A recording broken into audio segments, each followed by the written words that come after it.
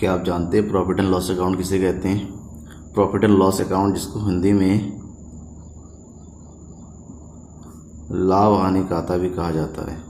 आपको पता होना चाहिए प्रॉफिट एंड लॉस अकाउंट किसे कहते हैं, यानी कि लाभ हानि खाता किसे कहते हैं। हेलो स्टूडेंट, मैं हूं नकुल सर और आप देख रहे हैं द अकाउंट्स गुरु एंड हाली। Class 11th account financial statement का ये लेक्चर नंबर 3 चल रहा है। आज मैं आपको बताने वाला हूं प्रॉफिट एंड लॉस अकाउंट के बारे में कि प्रॉफिट अकाउंट क्या होता है और यह कैसे बनाया जाता है। ध्यान से देखिएगा पूरी वीडियो को, सब्सक्राइब कर लीजिएगा चैनल को और अपने दोस्तों के बीच में भी ज़्यादा से ज़्यादा शेयर कर दीजिएगा। व्हाट्सअप नंबर दिया है, कोई क्वेरी है तो व्हाट्सअप कर सकते हैं। हम बात करते हैं प्रॉफिट एंड लॉस अकाउंट की। इससे पहले आप वाले वीडियो में आपने पढ़ा था ट्रेडिंग अकाउंट के बारे में। ट्रेडिंग अकाउंट क्या होता है और ट्रेडिंग अकाउंट कैसे बनाया जाता है, दोनों के बारे में। ट्रेडिंग अकाउंट को हिंदी में कहा जाता है व्यापारिक खाता, जो कि फाइनेंशियल स्टेटमेंट का सबसे पहला खाता था। अब क्या होता है, ट्रेडिंग अकाउंट बनाने के बाद ट्रेडिंग अकाउंट में एक बिजनेसमैन को पता चलता है अपने ग्रॉस प्रॉफिट या लॉस के बारे में। ग्रॉस प्रॉफिट या लॉस के बारे में यह ट्रेडिंग अकाउंट में जो है किसी भी बिजनेस के जो है गुड्स का बाइंग खरीदने और उसके बेचने के संबंधी रिलेटेड बाइंग एंड सेलिंग से रिलेटेड जो ट्रांजैक्शन होते हैं उसके बारे में पता चलता है। साथ ही साथ इसमें जो है केवल डायरेक्ट एक्सपेंसेस को शो किया जाता है। लेकिन किसी भी बिजनेस में डायरेक्ट एक्सपेंसेस के अलावा और भी बहुत सारे एक्सपेंसेस होते हैं और भी बहुत सारे खर्चे होते हैं, तो इन खर्चों का भी उनको दिखाना होता है। तो यहाँ पर तो ग्रॉस प्रॉफिट और ग्रॉस लॉस हमें मिल जाता है बिजनेसमैन को, लेकिन एक्चुअल में बिजनेसमैन को अपने बिजनेस से होने वाले जो नेट प्रॉफिट है या फिर होने वाले नेट प्रॉफिट या नेट लॉस के बारे में पता करना होता है कि बिजनेस में एक्चुअल में कितना नेट प्रॉफिट कितना नेट लॉस हुआ। तो ये नेट प्रॉफिट नेट लॉस ज्ञात करने के लिए ही बनाया जाता है प्रॉफिट या loss account. Profit and loss account बनाया जाता है। प्रॉफिट एंड लॉस अकाउंट में ट्रेडिंग अकाउंट में जितने भी चीज़ें चली जाती हैं, डायरेक्ट एक्सपेंसेस है, परचेज यानी कि बाइंग और सेलिंग से रिलेटेड जितने भी ट्रांजैक्शन है, इसके अलावा जितने भी अदर एक्सपेंसेस है उन सबको जो है प्रॉफिट एंड लॉस अकाउंट में शो किया जाता है।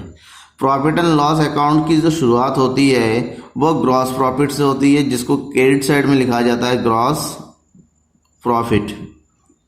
क्रेडिट साइड में अमाउंट डाल दिया जाए, ट्रांसफर कर दिया जाता है। साथ ही साथ ग्रॉस प्रॉफिट के अलावा जो अदर जितने भी रिसीट्स हैं, यानी कि जितने भी अदर जो है इनकम्स है जो बिजनेस को होने वाला होता है, उसको क्रेडिट साइड में डालते हैं। और जो डेबिट साइड में आते हैं वो जितने भी यहाँ पर डायरेक्ट ट्रेडिंग अकाउंट में डायरेक्ट एक्सपेंसेस आते थे, तो यहाँ पर जितने भी इनडायरेक्ट एक्सपेंस है, हमें समझना पड़ेगा इनडायरेक्ट एक्सपेंसेस क्या होता है।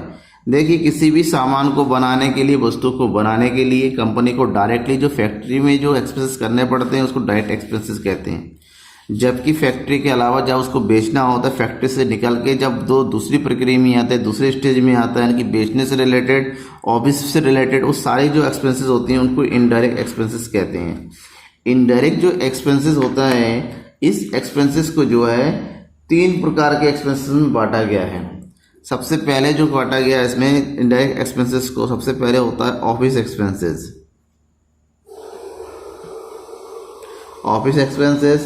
और दूसरा है सेलिंग एंड डिस्ट्रीब्यूशन एक्सपेंसेस, और थर्ड है मिसलेनियस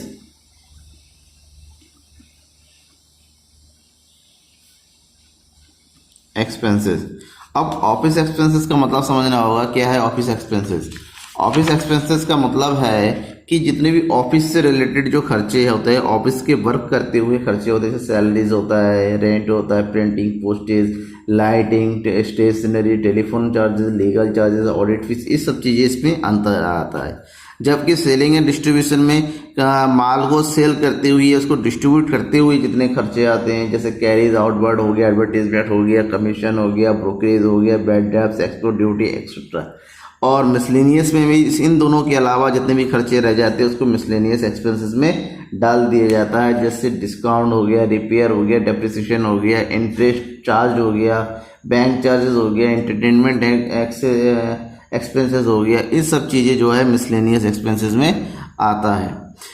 तो प्रॉफिट एंड लॉस में मेनली जो क्रेडिट साइड और डेबिट साइड का जो अंतर होता है, अगर क्रेडिट साइड ज़्यादा हो जाता है और डेबिट साइड कम होता है, देन क्रेडिट में से डेबिट को माइनस करने के बाद जो आता है वो उसको बोलते हैं नेट प्रॉफिट। इसी का उल्टा अगर डेबिट ज़्यादा है, अगर डेबिट ज़्यादा है और क्रेडिट कम है, तो डेबिट में से क्रेडिट को माइनस करके जो आएगा उसको बोलेंगे नेट लॉस। नेट प्रॉफिट को हमेशा डेबिट साइड में नोट किया जाता है और नेट लॉस को जो है क्रेडिट साइड में नोट किया जाता है। तो ये होगी बात प्रॉफिट एंड लॉस अकाउंट की। अब बात करेंगे प्रॉफिट एंड लॉस बनाने के फायदे, importance of profit and loss.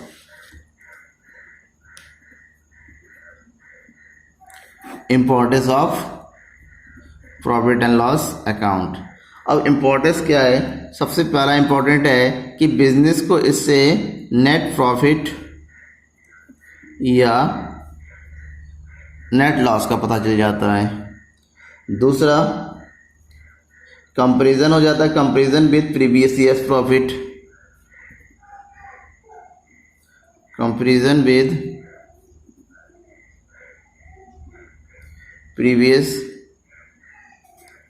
Years profit. पिछले साल की जो प्रॉफिट होता है उसका कंपैरिजन चलता है कि कितना प्रॉफिट पिछले साल हुआ था, इस साल कितना प्रॉफिट हुआ, किस किस चीज़ों में हुआ।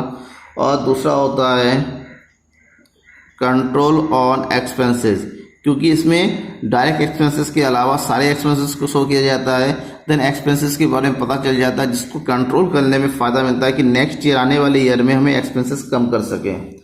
और दूसरा है, इसके बाद ये फ़ायदा होता है helpful to prepare balance sheet. अब क्योंकि प्रॉफिट एंड लॉस बनाने के बाद ही आप बैलेंस शीट बना सकते हैं, क्योंकि बैलेंस शीट में प्रॉफिट या लॉस को शो किया जाता है। तो ये हो गया प्रॉफिट एंड लॉस अकाउंट। अब बात करते हैं प्रॉफिट एंड लॉस अकाउंट के फॉर्मेट की। सिंपल सा फॉर्मेट है, आपको फॉर्मेट पता होना चाहिए, क्योंकि एग्जाम में न्यूमेरिकल ज़्यादा आते हैं और प्रॉफिट एंड लॉस अकाउंट बनाने के लिए कहा जाता है, देन इसके फॉर्मेट के बारे में पता होना चाहिए। प्रॉफिट एंड लॉस का फॉर्मेट में सबसे पहले इसकी हेडिंग डालते हैं प्रॉफिट एंड लॉस अकाउंट, फिर इसमें लिखते हैं फॉर द ईयर एंडिंग, जो ईयर एंडिंग है 31 मार्च जो भी ईयर है, या फिर 31 दिसंबर जो भी ईयर है वो डाला जाता है। और इसमें दो साइड होते हैं, डेबिट साइड और दूसरा होता है क्रेडिट साइड। डेबिट साइड में जितने भी एक्सपेंसेस है उसको डाला जाता है और क्रेडिट साइड में जितने भी उसकी इनकम से वो डाला जाता है। सबसे पहले जो शुरुआत होती है यहाँ पर बाय करके हम लिख जाते हैं ग्रॉस प्रॉफिट। ग्रॉस प्रॉफिट आ गया, तो ग्रॉस प्रॉफिट लिख के इसको कहते हैं ग्रॉस प्रॉफिट ब्रॉट डाउन, क्योंकि इसको जो है ट्रेडिंग अकाउंट से लेके आया गया है, तो यहाँ पर इसको डाल देंगे। अगर मान लीजिए अगर लॉस हुआ था तो लॉस को डालेंगे डेबिट साइड में, यहाँ पर डालेंगे to gross loss brought down, यहाँ पर डाल देंगे। ये जब ये हो गया, इसके बाद सबसे पहले मैं आपको ये बता दूं क्रेडिट साइड में क्या क्या चीज़ें आती, कौन कौन सी इनकम्स हो सकती हैं बिजनेस के लिए। तो बिजनेस की जो इनकम हो सकती है वो हो सकती है रेंट, मान लो rent from tenant. Rent from tenant का मतलब होता है कि कहीं पर उसने अपने कमरे वगैरह किराए पे दे दिए, तो किराएदार से जो मिलता है वो सब चीज़ें हैं। दूसरा है, अगर मान लीजिए रेंट दूसरा क्रेडिट दे रखा है, क्रेडिट बैलेंस दे रखा है, देन वो भी जो है क्रेडिट साइड में आएगा। इसके अलावा इसमें डिस्काउंट रिसीव्ड, क्वेश्चन में लिखा रहता है डिस्काउंट रिसीव्ड या डिस्काउंट क्रेडिट, जो भी लिखा हुआ रहता है, अगर क्रेडिट भी लिखा रहा है तब भी इसको क्रेडिट साइड में डाल दिया जाता है। इसके बाद इसमें आता है कमीशन रिसीव्ड, यानी कि जो भी रिसीव्ड लिखा हुआ रहता है, अगर खर्चे की तरह ही है लेकिन रिसीव्ड लिखा हुआ वो क्रेडिट साइड में आएगा, या फिर इसमें क्रेडिट लिखा हुआ है देन वो उसको भी फिर इधर डाल देंगे। फिर है इंटरेस्ट ऑन इन्वेस्टमेंट किया गया जाता है बिजनेस के द्वारा, और इन्वेस्टमेंट पे जो इंटरेस्ट मिलता है वो भी क्रेडिट साइड में लाता है, क्योंकि बिजनेस के लिए वो एक इनकम है। Next, dividend on shares. अगर बिजनेस से कहीं पर शेयर खरीद रखे हैं और तो उस शेयर पे डिविडेंड मिलने वाला होता है तो डिविडेंड को भी, जो मिलने वाला डिविडेंड है वो भी क्रेडिट साइड में आएगा। नेक्स्ट, एक इम्पॉर्टेंट चीज़ है, ध्यान में रखिएगा, बैड डेब्ट्स रिकवर्ड। मतलब बिजनेस का, प्रत्येक बिजनेस में कुछ ना कुछ पैसा जो है डूबने को होता है और डूबने के लिए प्रॉपर प्रोविजंस बनाया जाता है, प्रोविजन फॉर बैड डेब्ट्स बनाए जाते हैं। अगर उसी में कुछ पैसा बैड डेब्ट जो डूबने का होता है उसमें मिल जाता है, देन बिजनेस के लिए वो इनकम माना जाता है और उसको क्रेडिट साइड में शो किया जाता है। उसके अलावा यहाँ पर आ जाता है profit on sale of assets. अगर एसेट्स को बेचने के बाद प्रॉफिट होता है देन उसको इधर डालते हैं, अगर लॉस होता है तो लॉस को डेबिट साइड में ला जाता है। तो ये सब चीज़ें हो गई आपकी क्रेडिट साइड की। अब हम बात करेंगे डेबिट साइड में। जैसा कि आपको मैंने बताया कि डेबिट साइड में एंट्री करने के लिए 3 तरह के एक्सपेंसेस होते हैं, ठीक है। सबसे पहला जो एक्सपेंसेस होता है ऑफिस एक्सपेंसेस। वैसे हेडिंग डालने की जरूरत नहीं होती है लेकिन मैं आपको डाल के दिखाता हूँ। सबसे पहले डाला जाता है ऑफिस एक्सपेंसेस के बाद। तो ऑफिस एक्सपेंसेस क्या क्या आता है वो देख लीजिए। इसमें आ जाएगा सैलरीज, या फिर आपको लिखा हुआ रहता है सैलरीज एंड वेजेस। इसको ध्यान में रखिएगा, सैलरी एंड वेजेस जो प्रॉफिट एंड लॉस अकाउंट में आता है, लेकिन इसका उल्टा कहीं पर लिखा हुआ वेजेस एंड सैलरी, देन वो जो है ट्रेडिंग अकाउंट में आएगा। नेक्स्ट है रेंट, रेट्स एंड टैक्सेस। इसके अलावा खाली रेंट भी लिखा हुआ है देन वो भी डेबिट साइड में आ जाएगा। पोस्टेज डेबिट साइड में आता है। प्रिंटिंग एंड स्टेशनरी, ये सब कॉमन एक्सपेंसेस है, बिजनेस के लिए होता है। लाइटिंग, ये खाली लाइटिंग लिखा हुआ होता है देन वो ऑफिस एक्सपेंसेस में माना जाता है, लेकिन अगर लिखा हुआ है lighting, cold and fuel, then वो जो है ट्रेडिंग अकाउंट में जाता है। नेक्स्ट है insurance premium.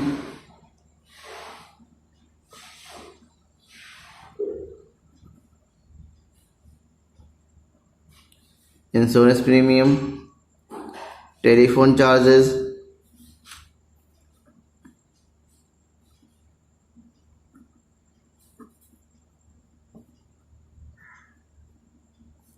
Legal charges,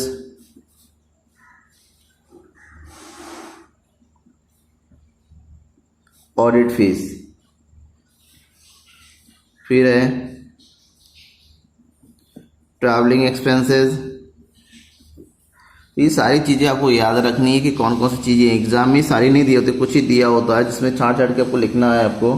travelling expenses हो गया। फिर है ट्रेड एक्सपेंसेस,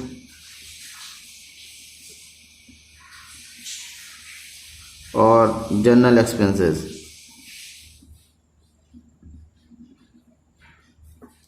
तो ये होगी सारी ऑफिस एक्सपेंसेस। ऑफिस एक्सपेंसेस के बाद अगर हम बात करेंगे वो है selling and distribution expenses. Selling से रिलेटेड जो भी खर्चे होते हैं वो यहाँ पर एंटर किया जाता है,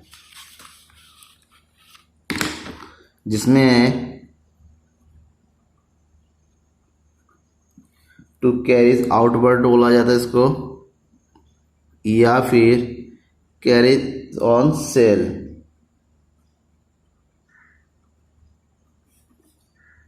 इसके अलावा इसमें आ जाता है एडवर्टीजमेंट,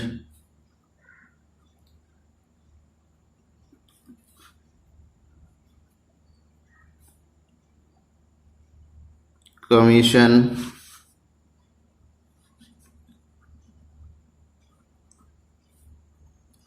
बैड डेब्ट्स,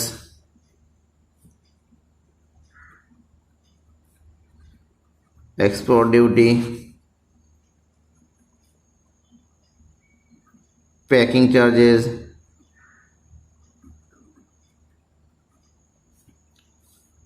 और इसमें और एक चीज़ और जा जाता है,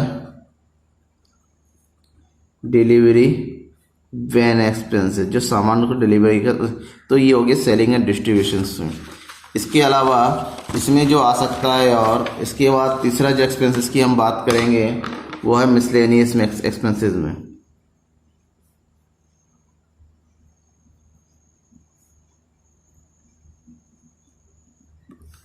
मिसलेनियस एक्सपेंसेस में क्या क्या आता है, सबसे पहले इसमें डाला जाता है डिस्काउंट।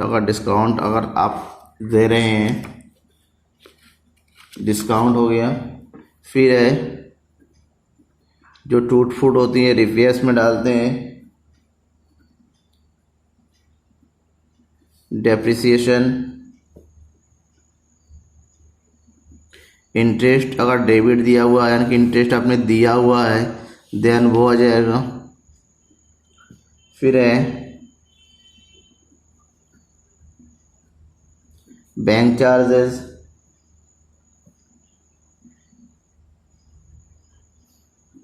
फिर है डोनेशन ऑन चैरिटी का खर्चे हैं। तो ये सारे खर्चे जो है, इसके अलावा एक चीज़ में आता है लॉस ऑन